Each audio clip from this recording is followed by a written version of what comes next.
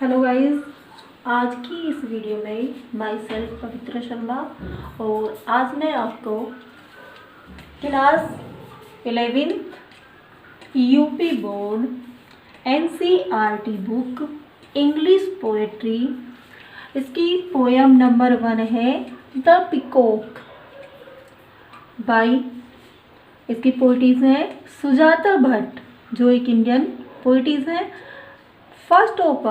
First of all, I would like to tell you about the poetess. Sujata Bhatt है। मैं सबसे पहले आपको कुछ व्यू पॉइंट सुजाता भट्ट के बारे में बताना चाहती हूँ। Sujata Bhatt is an Indian poet's, a native speaker of Gujarati. It means Sujata Bhatt एक भारतीय कवित्री है और ये जो है एक गुजराती भाषा की अच्छी वक्ता है। She was born on May 6, 1956 in Ahmedabad. इनका जन्म 6 मई 1956 को अहमदाबाद में हुआ था। But she got her education from USA, लेकिन उन्होंने अपनी एजुकेशन USA से प्राप्त की। She wrote many poems such as monkey shadow, point no point and colour of the solitude. उन्होंने अनेक कविताएं लिखी जिनमें से monkey shadow, point no point और the colour of the solitude मुख्य है। She received the Commonwealth poetry एशियाई प्राइज। उन्हें कॉमनवेल्थ पोएट्री एशियाई प्राइज प्राप्त हुआ। Now she lives in Germany with her husband and her daughter. और अब वे जर्मन में रहती हैं अपने हस्बैंड के साथ और अपनी बेटी के साथ। ये सुजाता भट्ट जी के जीवन परिचय के बारे में है। इसके बाद हमारी फर्स्ट पोएम है द पिकॉक। इसकी मैं आपको समरी बता रही हूँ। इसके 3rd स्टैंजा है, 3 स्टैंजा है। ये है आपकी poem first the peacock, compose bye Sujata Bhatt. और इसकी समरी मैं आपको बता रही हूँ। इसमें 3 स्टैंजाज हैं। 3 स्टैंजा में ये पोएम है। स्टैंजा वाइज मैं आपको इसकी समरी बता रही हूँ। His loud sharp call seems to come from nowhere, then a flash of turquoise in the peepal tree। ये पिकॉक जो है, ये पिकॉक मीन्स मोर, लेकिन यहाँ पे मोर का मतलब मोर से नहीं है। मोर ब्लू कलर का होता है, मल्टी कलर का होता है।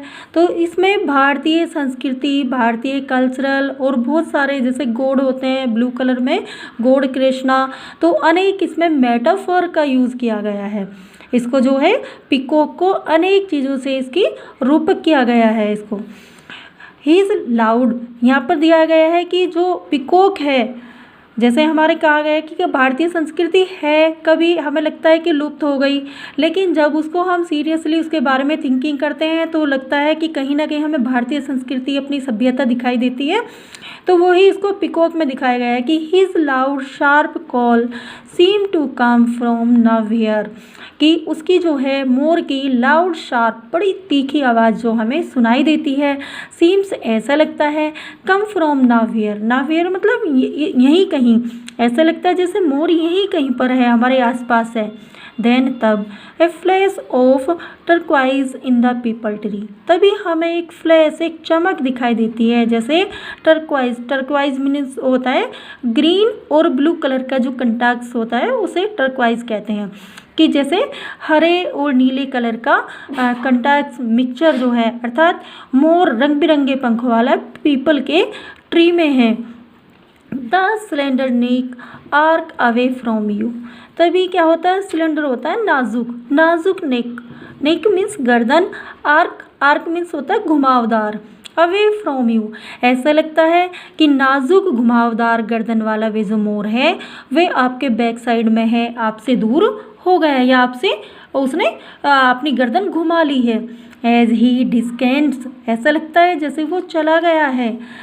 As he darts away, a glimpse of the very end of his tell.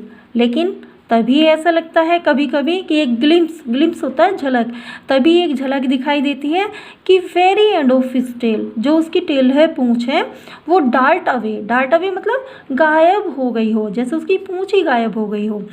इसका मतलब है कि हमें जो है अपनी संस्कृति जो है कभी ऐसा लगता है कि जैसे लुप्त हो गई हो, और या इसमें दिखाया है कि अगर हम किसी भी गॉड को कंसंट्रेट करते हैं तो हमें लगता है कि गॉड हमारे सामने है, और कभी लगता है कि वो हमसे दूर चले गए हैं। Second stanza, I was told that you have to sit in the veranda and read a book, preferably one of your favorites with great concentration। इसमें कहा है आई वॉज टोल्ड कि मुझे बताया गया था कि that you have to sit in the veranda, कि आप अगर किसी भी चीज़ को जानना चाहते हो, संस्कृति के बारे में बताया गया है कि अगर हम किसी चीज़ का एग्जामाइन करना चाहते हैं तो जैसे यहाँ पर एंड रीड ए बुक, तो तुम्हें जैसे मोर के बताया कि अगर आप मोर को देखना चाहते हो तो तुम एक बुक लो और बरामदे में बैठ जाओ। Probably one of your favourites with great concentration, the moment you begin to live inside the book means great concentration, कि शायद आप अपनी एक अच्छी सी फेवरेट बुक लो और उसे जो रीडिंग करो। The moment you begin to live inside the book, और जिस समय तुम उस बुक को पढ़ने में खो जाओगे, जिस समय आप उस बुक को पढ़ने में खोगे, a blue shadow will fall over you, तो एक नीली परछाई ऐसे लगेगी कि जैसे आपके ऊपर से जा रही हो। The wind will change direction, ऐसा लगेगा जैसे हवा ने अपनी डायरेक्शन को चेंज कर लिया हो। द स्टडी हम ऑफ बीज in the bushes near by will stop, और स्टडी हम ऑफ बीज होता है जैसे मधुमक्खियों का झुंड, लेकिन यहाँ इसका अर्थ ये नहीं है। इसका कॉमन वे में तो है कि ऐसा लगेगा जैसे मधुमक्खी का झुंड, बुशीज होता है झाड़ी, कि पास की झाड़ी के पास आकर रुक गया हो। लेकिन अगर इसको मेटाफर से ले तो ये होगा कि जिस समय आप भगवान की भक्ति में खो जाओगे तो आपकी जो हम ऑफ बीज है, यानी कि जो सोशल इवल्स हैं, सामाजिक बुराइयों का झुंड है, वो सभी अपना आप ही रुक जाएगा और आपको सीधे मोक्ष की प्राप्ति हो जाएगी। मेडिटेशन जो है आपके लिए बेस्ट है, जब आप ध्यान लगा लोगे तो सब कुछ दूर हो जाएगा। Third stanza,